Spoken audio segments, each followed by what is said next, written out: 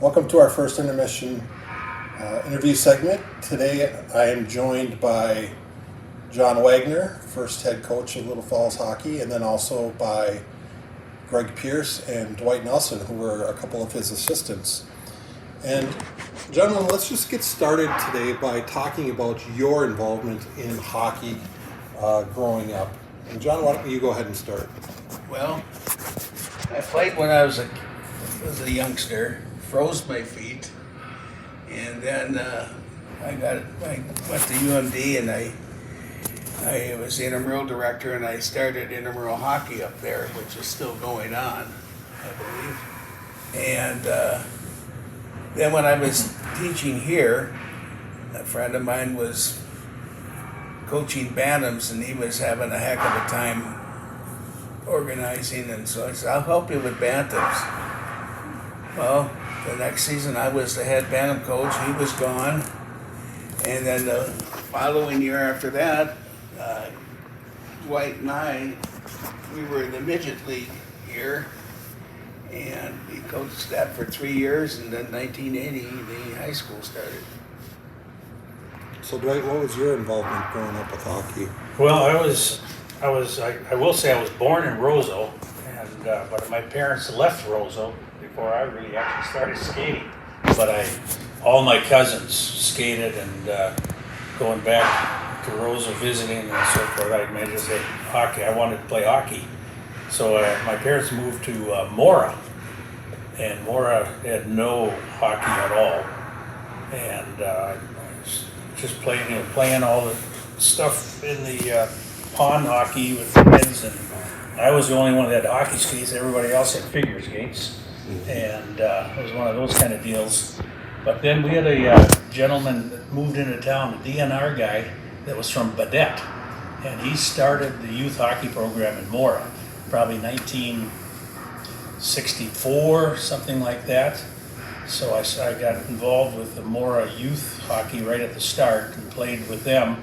We didn't even have midgets in Mora. We went up, I think, through, I don't even know if we called ourselves peewees, but I went from, at 9th grade or 8th grade, I had only the way I could play hockey was to join the town league, which was up to any age. And there were, I jumped right into the hot seat with that, with old college players. We even had some guy from Malacca who used to play with the Boston Bruins, so that was quite an experience. And then I went to St. Cloud State, and I didn't do any more skating much other than I'd go back to Mora and play on the town team. And I do remember coming back and playing Little Falls town team at the time. Probably would have been about 1970, 71. I think we beat them, if I remember right. But then I went off, of course, on my teaching career, and then I didn't do anything more with hockey until when I came to Little Falls, and they asked me to be the Bantam coach, and then John and I started working together with the Bantams. Yeah. So being the midgets, yes. Midgets. So being born in Roseau, were you born with skates on your feet already? Or? Well, that's what they always say. But I actually left, I think I was 3 years old. So yeah, I hadn't started yet. Okay. But of course, all my cousins played. And my one cousin actually coached Gregg over in Grand Rapids. He was the Grand Rapids head high school coach, but started out as goalie coach when Gregg played the Grand Rapids. So Gregg, let's talk about your experience growing up playing hockey. Well, I grew up in Duluth mostly, and the only thing to do during the winter there, and everybody did it, was we all walked down to the Longview hockey rink, which was 3-4 blocks from the house. Everybody was there. The whole neighborhood was there, and so we grew up kind of skating. I mean, we had 8 kids, so we didn't have good skates. My ankles dragged on the ice. Yeah. And when I played, I didn't get a whole lot of ice time to start with. They had organized teams all the way up, and we would play the city teams. all the city teams in Duluth. And Okay. one day, the goalie was sick, and they said, "Who can we most afford to lose?" Pearce, you're going to be a goalie. Okay. I said, "Oh no, I'm not." Well, they held me down. They put the pads on and showed me how to hold the stick. Went out there. We won, and that goalie never got his job back. Wow. So I found my spot, and I played up through the Bantams and into high school. I played 2 years at Duluth Cathedral. They were known as the Hilltoppers, and my junior year we moved to Grand Rapids, and I played for Grand Rapids and went off to college. I played a little junior college in Grand Rapids at the junior college there, and then went to UMD and got my degree for teaching. When I ended up here in Little Falls in 1980, I met Mr. Wagner, and he said, "You want to do some coaching?" Well, I started out in 81 coaching the squirts, and 82 I ended up coaching the squirts and the peewees. So after those 2 years, John asked me if I wanted to help him with the high school, and so I did. So I was the only coach at high school from 80 to 1980 to 85, 84, yeah. and then you came in. So let's talk a little bit about the formation of that midget team back in the late 70s. What really precipitated that and got that started? Well, it was kind of an outlaw league with the area towns that didn't have high school hockey. You could take all the high school kids and group them into the midgets, and you played the season. And when it came to tournament time, all the outlaws or the two kids that are too old had to drop off the team. Which I think it was the senior, right? Wasn't it? It was. Some juniors and some seniors. Yeah, And yeah. seniors, they couldn't play anymore, and so I think that 76 we went to the state tournament. Or was it? Yeah, 76 or 7? No, 77. Okay, but yeah, 76, 77. Yeah. Okay. And then we played Edina, Anoka, I think East Side. Yeah, St. yeah. Paul East Side. And then we lost our top scorer, our centerman. He got hit and separated his shoulder, so we were down most of our scoring. And, tournament was kind of rough. It was a talented bunch of skaters. It was a smart team, and they were a very, very good, for a town that didn't have much hockey. These kids could stay with. I was very impressed with them. Well, they were rink rats. They were. When they were younger, they would go They down grew to the up on rink and they would skate together beyond practice time with their respective teams. They would go right after and get a group of kids to start a game, and then they would be working on different moves and passes, and they were pretty coordinated. That top line we had. Yeah. And they also they didn't want to stop when our rink started showing deterioration. And that they talked me into making arrangements in St. Cloud. Let's rent ice time. We'll go and practice. We'll get there on our own. Let's just have more practice time. And they were very, very good work ethic. So let's talk a little bit about the rink. Obviously, back in the 70s, this facility, the Exchange Arena, did not exist yet. No, So where were you playing your games? J.C. Park on the west JC side. Park West Side, and was our game. And we practiced also on the north side, North End. north end. So we'd alternate back and forth, but all our games were on the west side. What kind of challenges did that pose? Well, the rink was a little bit different. It was kind of an octagon type corners. Yeah. And It wasn't rounded. it was very short distance from the goal line to the end wall, and it was just a little bit narrower than our rinks now that are, is it 50 by 200? Yeah. It was a little bit smaller, and so it was interesting, and we had no Zamboni.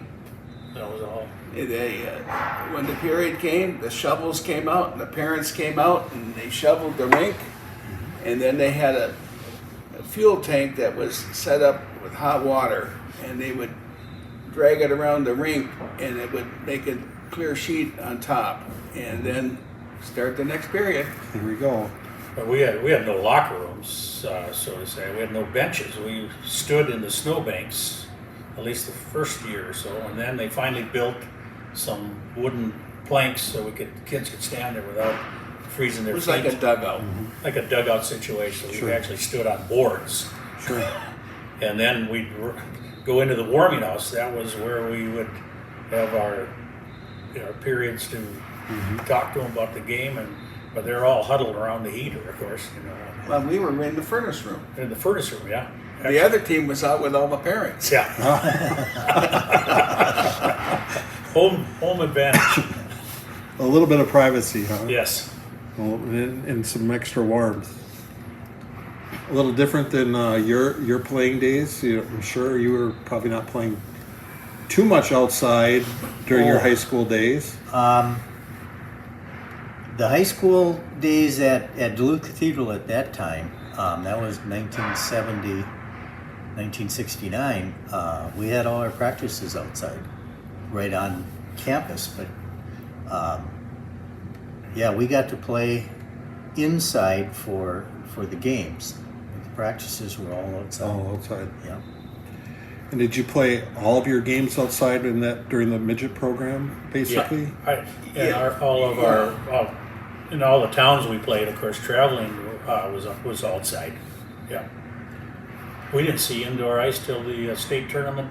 No. Duluth came. Yeah, and those boards were kind of wiggly down the side. You looked up, they were just leaning in and going Going it out. was really pretty rough on that ice, but it was a good experience for the kids to get there. So, talk a little bit about some of the players that stand out from you back in those midget days. Oh, well, ones that stand out, let's see. Todd Peterson, Pete Lowry, and Mark Norgren. They were our top lines. That was our scoring line. And they worked really hard together, and then we had a defense, Freddie DeRozier and Eric Milby? Eric Milby. And let's see here. Piney, you said Piney? Yeah, Piney. And then that's we had Ronnie Erbstasser. Very good goalie. Ronnie was an exceptional goalie. He held us in the game. Our defense was strong. We'd hold them to, minimal goals, but we had then the offense to punch the goals in. So I think that season we maybe only lost, was it 2 games or something like that? I mean, our record was Yeah, it was pretty a good. strong record to go into tournament time. But the kid, we had the offense to score and the defense to hold them back, and a stellar goalie. So it was, like I said, it was a very good bunch of kids. We had 2 offensive lines Yeah, and 4 defense. 4 defense, And a goalie. 11 kids.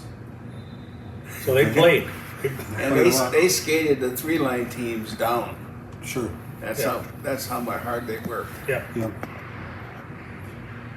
So those early years were not fraught with high numbers then, obviously, Oh, no. with only 11. And No. when did you start to see the interest in the program really start to grow, which caused you to migrate to the high school? Well, the association finally got okay for a high school team. And they funded it to start with. And we had 12 games our first year. Crosby, Ironton, Mora, Wadena, St. John's, and teams like that, all new teams. So we didn't get into the Brainards or any of those teams yet. So. Sure. But it was just a start in sometime around when you started coaching. That's when the influx of more kids started to come in, because I think those kids were seeing the high school activities and the interest, and so it started to come on. And then Well, even at that, John, remember, we didn't have enough to field a complete B team. no, we didn't have a So- JV team. No. We used to have to make out a flow chart, make sure nobody got too much ice time so they could still play Yeah. in the varsity Varsity. game, and you'd have to keep track of the periods and the ice time. You could and skate such. 4 periods, not more than 3 in a row. So, a couple kids, you can skate the first period, and you skate the second period, and you can't play the third period. And don't get a penalty in the last 2 minutes of the period because you're in the next period. Yeah. And you lose Yeah. Right. a varsity period. Right. And that rule has changed now because they don't allow them to, they're not even on the ice. They're just in the books. And so somebody else serves the penalty for it. That was pretty, we had an interesting Yeah. Always shuffling numbers. You never really knew how many were going to, come out the next year or how many were going to stay the year. So you transitioned to the high school program, the varsity level program. Still playing games outside on the To west start side. with, we did. We played there for about 80 to about 88. Okay. And looking at the old records, our first game was December 13th, 1988-89 school year In this building. in this building. We skated in other towns in their rinks, but for most of us, if they had an indoor rink, we would rent ice for a game. Okay. So we were definitely at a disadvantage because, like now, there's no outdoor ice. You're trying to get the kids in shape, so you're running the halls at the high school. You're trying to do as much as you can, but unless you can put skates on and get out there, you're at a real disadvantage. And I remember years where we only hit the ice 3 times before our first game. Okay. And we'd be playing in an arena, and those kids would hit that ice, and I mean it is second, third period, they're sucking air.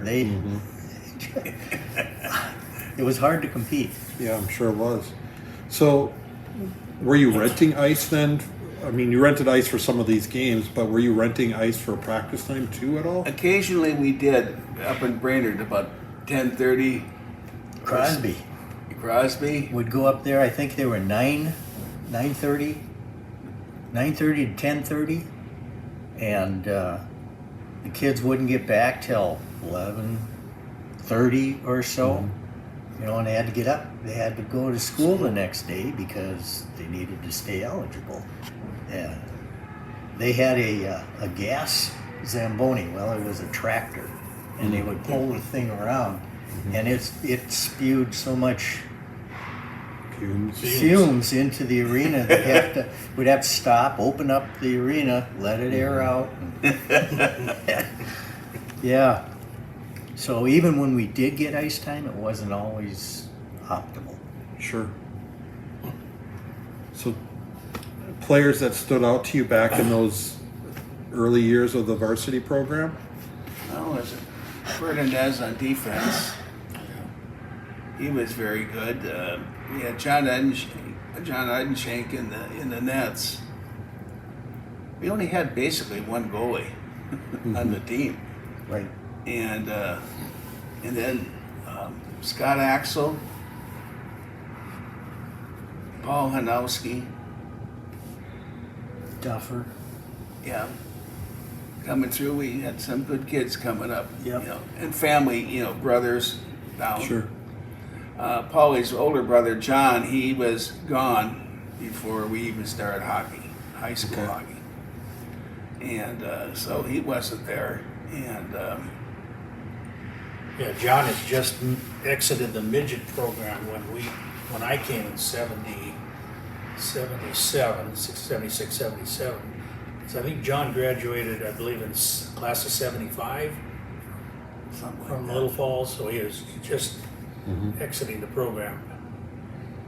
And during that era. their families were quite involved in getting Oh, yeah. getting the amateurs and Sure. pushing for the high school team. Sure. And it was a little rough getting the support from everybody, but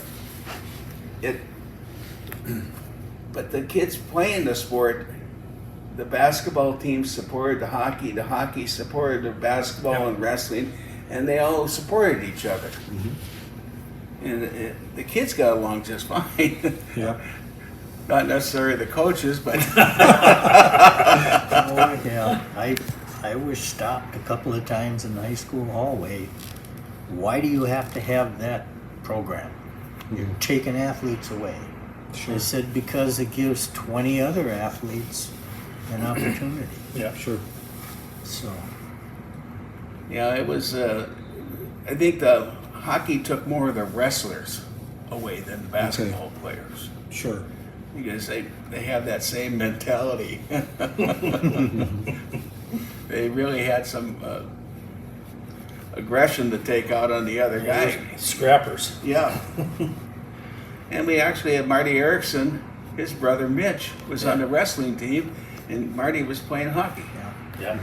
Parents would go from the hockey rink to the wrestling match. Yep. Yeah.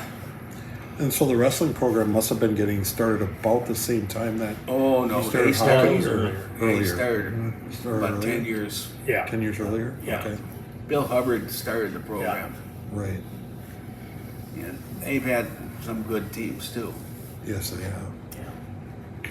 So as you think back, over your time in hockey, Little Falls hockey, is there a story that you'll just never forget, or a couple of stories that you'll just never forget? I'm sure there are. The ones that can be repeated, maybe. Yeah. Oh, I have to really think on that. Well, I mean, the joy of seeing those midget kids, as hard as they worked that year, 77,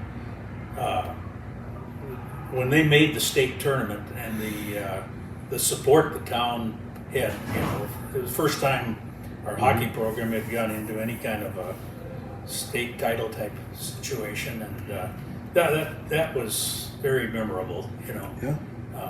Town really rallied behind them, gave them a good send-off and the whole thing. So that's what sticks out in my mind, was an exceptional team and a lot of support.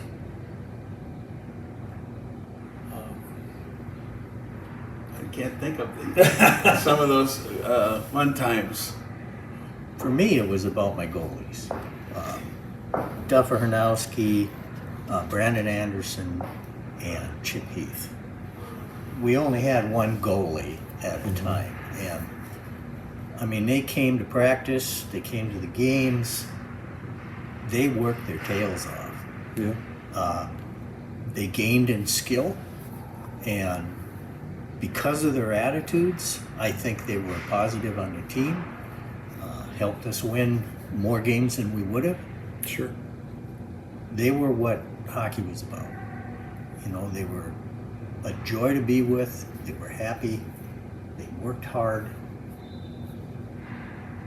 I thought of a couple humorous stories. I said, make sure you lay your equipment out and put it in the bag and everything there. And Kevin White, he gets to the rink in Alexandria. I don't have my hockey shorts. My breezers are not here. Oh boy. and the other team gave us a set of breezers to use. And Alexandria again, another night, our goalie, he left his skates on the bus. And we went out to get him. The bus was gone. And we had the highway patrol looking for our bus. They found it at the shopping mall in Alexandria, and they got the skates back. Remember the time with Kevin when we were having outdoor practice at the west side? And I don't know who shot the puck. Kevin was coming around behind the net, and the puck went right over the net, caught him right here. He dropped like a rock. Oh, I bet. And we went, oh no. So we escorted him back home. He lived just down the block. And his mom opens the door, and she starts laughing when she hears the story. I just felt relief because I thought, oh boy. Yeah, there were some ragtag bunch of kids. They didn't mind the little adversity. That was during the time when the practices, when we had them outside, you'd show up and you'd have to shovel the rink yourself.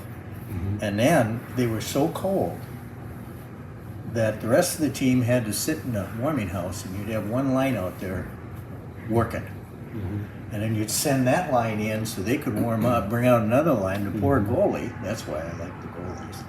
They stayed out there. Sure. Yeah, they're the toughest ones on the ice. So how did you so when you had to play a B game and a varsity game and you only had one goalie, how did you end up handling that? Did you just throw some pads at some kids, or we had two, but one playing varsity? Yeah, and pray that the varsity goalie didn't get hurt. Yeah. Yeah, we really had to count players in time on the ice. I got in a big argument with the Brainerd coach about that exactly happened to one of his kids. He was playing in the JV game, and he got a penalty at the end. He went in, and then he lost a period of high school varsity. Mm-hmm. And we were walking across the ice, and we started to argue about this. Hey, I follow that rule. You got it too. Mm-hmm. And we got into the locker rooms. The referee had to come out and says, "Go to your locker rooms." They broke us up. Mm-hmm. That coach happened to be my roommate in college at UMB.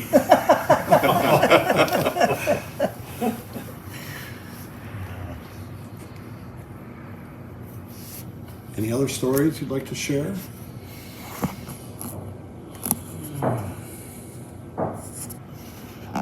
Put us on the spot here. Yeah. That's okay. Let me ask you this question. So let's talk a little bit about the opening of the Exchange Arena. Besides being able to practice indoors now and have a regular controlled environment for practices, what other advantages did that bring to you or bring to the program? Well, we had a nice fast sheet of ice. We didn't have to. The outside ice is slower. Yeah. And all the snow and all, we didn't have the snow here. And it was a nice sheet of ice. It was a good player's rink. Well, and the advantage was ice time. Ice time for us, ice time for all of the lower ones too. You didn't lose the ice when there was a storm or when the sun came out and melted a corner of it. You didn't lose the ice time. And comfort for the players and for the parents. Mm-hmm. And when you put that all together, you had more people willing to get their kids into the programs. And didn't have to worry about them getting in cars and driving across the town. At 11:30 at night coming back from Crosby. Yeah, and not having anybody maybe getting in an accident. And now they just walk out of the high school and come right to here. Yeah. Mm-hmm. It's much more convenient. Sure. What do you remember about that construction process of this building? I remember laying the pipe. The whole process was community volunteer. And what I remember is the whole process of laying the cement and putting in the piping and so forth, and helping with that part of it. And yeah, Just prior to that, Hal Sunval, he says we got to level out this where the pipes are going to go. Well, we did that. We spent I don't know how many hours doing it. Then he got out. it wasn't level. He says, "I'm sorry, guys. We got to take at least 2 inches off the top." Oh, Yeah. that added about 4 hours. And we would pop in the evening Yeah. and help out wherever we could.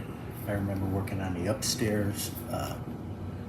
Just whenever you could, you'd stop by, and whoever was working at that time, you'd try to help. And I remember when we finally got the cement down, they wanted lines on the cement.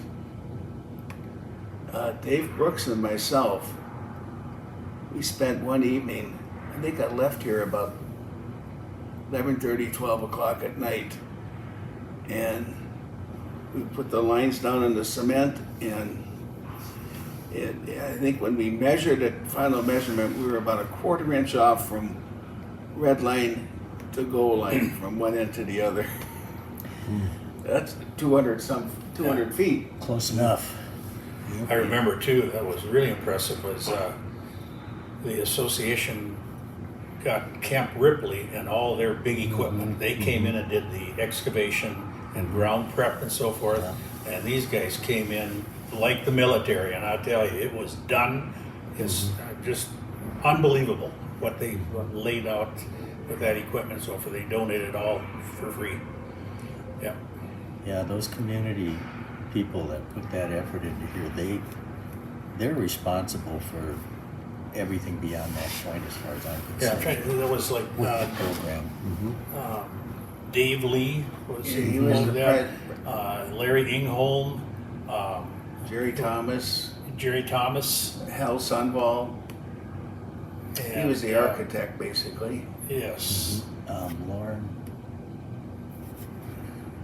Who had the son that went on to be a Samuel? referee? I can't think of the name Mock. right now. Mock. Involved in that group of men. Put in countless hours to get the process started, you know, Sure. and so forth. So I remember doing a drawing of the rink to show people what it was going to look like. oh, And yeah, they asked me to do a drawing, a little 2-point perspective. yeah. Yeah.